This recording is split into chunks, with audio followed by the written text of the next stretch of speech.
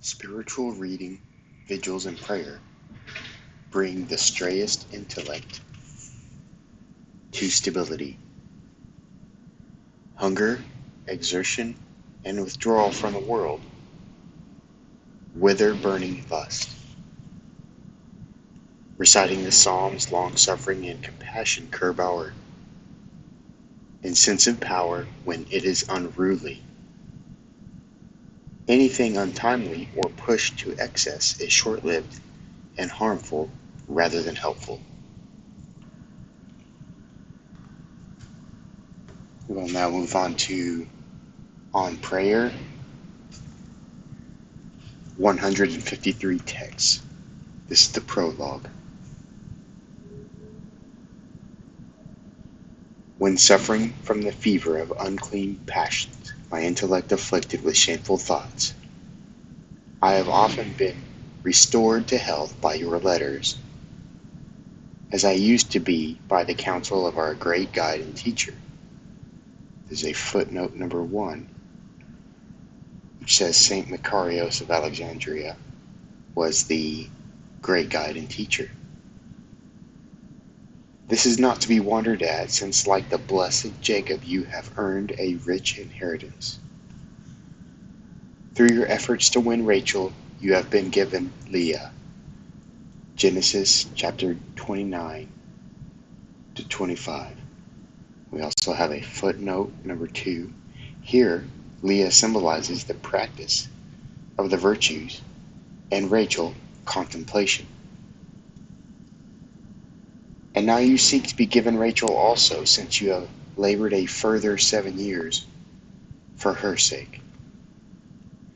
For myself, I cannot deny that although I have worked hard all night, I have caught nothing. Yet at your suggestion, I have again let down the nets, and I have made a large catch. They are not big fish, but there are 153 of them. John chapter 21, verse 11. These, as you requested, I am sending you in a creel of love, in the form of 153 texts. I'm delighted to find you so eager for texts on prayer, eager not simply for those written on paper with ink, but also for those which are fixed in the intellect through love and generosity. But since all things go in pairs, one contemplating the other, as the wise Jesus puts it, please accept the letter and understand its spirit, since every written word presupposes the intellect. For where there is no intellect, there is no written word. The way of prayer is also twofold. It comprises practice of the virtues and contemplation. The same applies to numbers. Literally, they are quantities, but they can also signify qualities. I have divided this discourse on prayer into 153 texts. In this way, I send you an evangelical feast, so that you may delight in a symbolical number that combines a triangular with a hexagonal figure. And in the footnote number 1, there are quite a few mathematical geometries, such as triangular numbers, square numbers, and hexagonal numbers. The triangle indicates spiritual knowledge of the Trinity.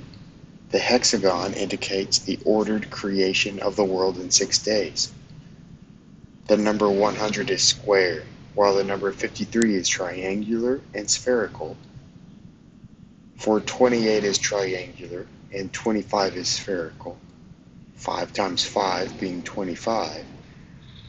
In this way, you have a squared figure to express the fourfold nature of the virtues, and also a spherical number, 25, which by form represents the cyclical movement of time, and so indicates true knowledge of this present age. For week follows week, and month follows month, and time revolves from year to year. and season follows season as we are from the movement of the sun and moon, of spring and summer, and so on.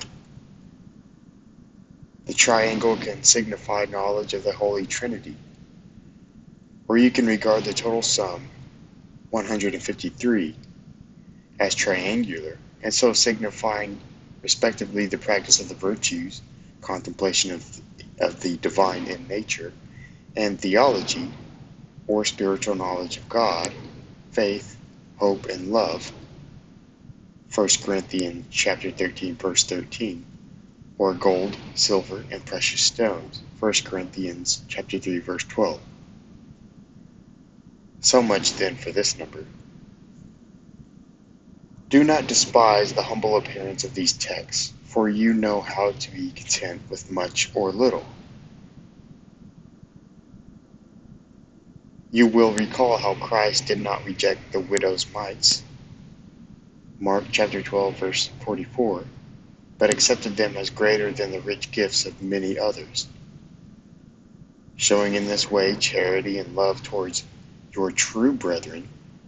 Pray for one who is sick that he may take up his bed and walk. Mark chapter 2, verse 11, by the grace of Christ. Amen. Should one wish to make incense, one will mingle, according to the law, fragrant gum, cassia, aromatic shell, and myrrh in equal amounts. Exodus chapter 30, verse 34. These are the four virtues. With their full and balanced development, the intellect will be safe from betrayal. When the soul has been purified through the keeping of all the commandments, it makes the intellect steadfast and able to receive the state needed for prayer. Prayer is communion of the intellect with God. What state, then, does the intellect need, so that it can reach out to its Lord without deflection and commune with Him without intermediary? When Moses tried to draw near to the burning bush, he was forbidden to approach until he had loosed his sandals from his feet. Exodus chapter 3, verse 5. If then you wish to behold and commune with Him who is beyond sense perception and beyond concept, you must free yourself from every impassioned thought.